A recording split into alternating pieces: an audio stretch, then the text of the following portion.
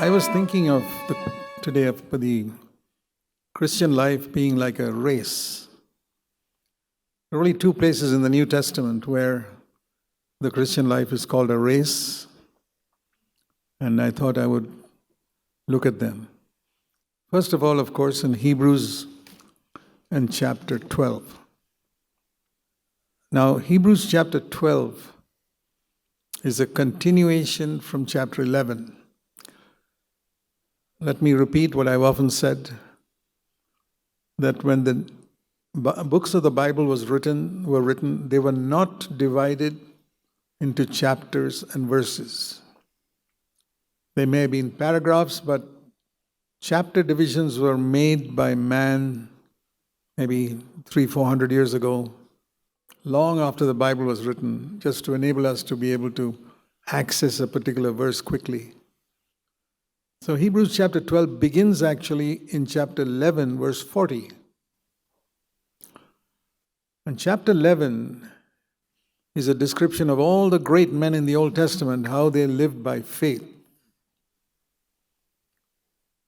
And that is an example for us, because our race is also a race of faith. Faith in Jesus Christ and the Father. Now, the Old Testament people did not know Jesus Christ and they did not know the Father. They only had faith in a God who did miracles for them. But here we are told of all these people who did many wonderful things by faith, but it was all external. They defeated enemies, they pulled down the walls of Jericho, they split the Red Sea. Everything was external. Even Abraham getting a son. Or there's nothing spiritual in all this. In that entire, Noah made an ark. And then it comes to the last verse of Hebrews 11, and it says, God has provided something better for us.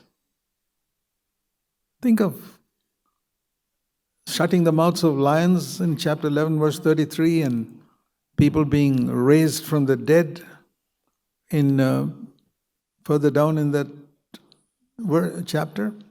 And then it says there's something better for us than all that. When you read about the splitting of the Red Sea, or people raising the dead and shutting the mouths of lions, you think, boy, I wish I could have done something like that. I want to tell you, every one of you, brothers and sisters, God has provided something better than pulling down the walls of Jericho, better than stopping the sun like Joshua did. You take any miracle in the Old Testament done by anybody, for everyone sitting here, you and me, we have the opportunity to do something better than the greatest miracles done in the Old Testament. Now, I've said this before, but I need to repeat it. Hebrews 11 is full of the miracles, and the last verse says, God has provided something better for us. But we need to have faith to understand that that is better. And what is that better thing? And that is in chapter 12, verses 1 to 4. It's a continuation. He's just saying, now I'll explain that better thing. He says, the ones in chapter 12, verse 1 says, all these people all died and they've gone to heaven. They are witnesses. And we are, chapter 12, verse 1, we are running a race. So the picture here is of a stadium, like the Olympic Games stadium. And sitting in all the stands are the Old Testament people who've already died and gone. And in the race today are you and me. That's the picture here. Remember this, that the Old Testament saints are witnesses. Perhaps they can see us from heaven. And they're watching you, how you run this race. And me. Have you ever thought of that? That some of these men like Noah and Abraham and David and Elijah and Elisha and all these people are witnesses, it says here. That's perhaps one of the verses that indicates that perhaps they can see us. There's no clear verse that tells us that, but Paul said to depart is to be with Christ. So from there, here it says, chapter 12, verse 1, they are witnesses. Witness means someone who's seeing something. You can't say, I witnessed something unless you can see it. So this verse seems to indicate that they can see us running the race here. And of course, they can't do anything for us. They can't pray for us from there.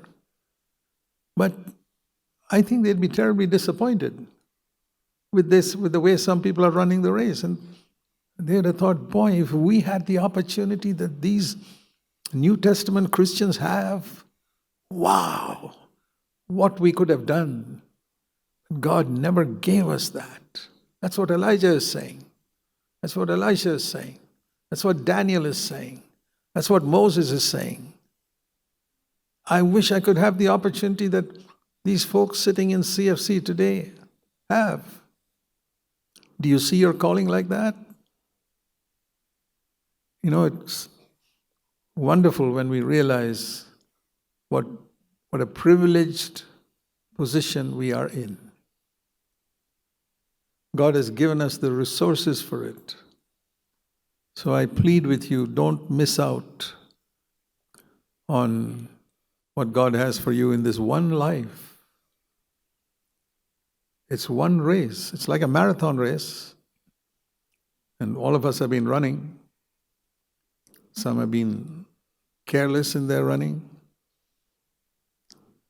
Some haven't got rid of some of the chains in their legs while running. Then it slows down. You can run with a chain in your leg, but it'll slow you down. I remember the Lord told me once that what I had done at the beginning of my Christian life, when I was born again in 1959, I was nearly 20 years old, 19 and a half.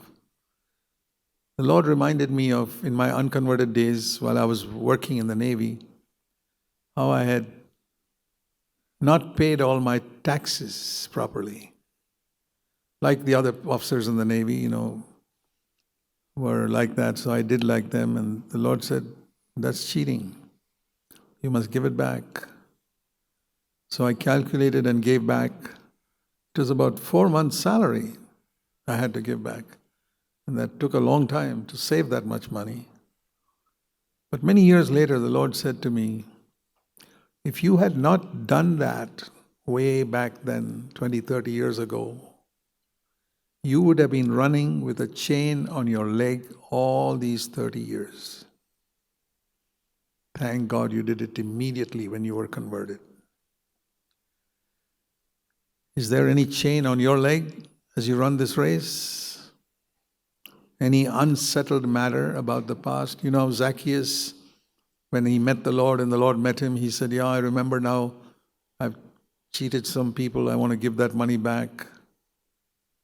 And he said, I want to give it back with interest, more interest than he'd have got from the bank. He was so upright. And I'm absolutely certain I'll see Zacchaeus in heaven. Such people end up in heaven who are so radical. And boy, he must be so delighted today in heaven that he set those matters right. What did he lose? Maybe a few thousands of rupees, but look what he gained today. He took it seriously. So in this race, we have to make sure that there's no weight that weighs us down. It says here in chapter 12, verse 1, let us lay aside every encumbrance. Encumbrance means some heavy thing that's like dragging you back, something hindering you, a chain on your feet, something unsettled. It may not be money, it may be just the fact that you didn't go and ask forgiveness from somebody you hurt. And you can't run the race. You're running, but your race, you could have made 10 times more spiritual progress by now if you had settled that matter. I remember when I settled those matters, how suddenly the Lord anointed me and began to give me a gift to serve Him right from that time, right from the time I was 23. So how thankful I am that I did not miss out on that. And if you have not settled those matters, I want to urge every one of you, do it now, at the earliest opportunity. So it says here we must lay aside this encumbrances and weights that entangle our legs. And we must run with endurance the race set before us, fixing our eyes on Jesus, who also ran this race. So when we see that he also ran this race, he didn't have anything to set right because he lived a perfect life. But he had to fight against temptation. That we see right from the beginning of his baptism. The very first thing, before he preached a sermon, he was being tempted, just like us. And that's where he was faithful. That was the race. His race was, every time he overcame a temptation, was one step forward in the race. Another temptation is another step forward. That's why God allows us to be tempted every day, so that we can make a progress in the race. You overcome a temptation, you've taken one more step forward. Another temptation during the day, another step forward. Can you imagine how, in a year, what a long distance you would have run?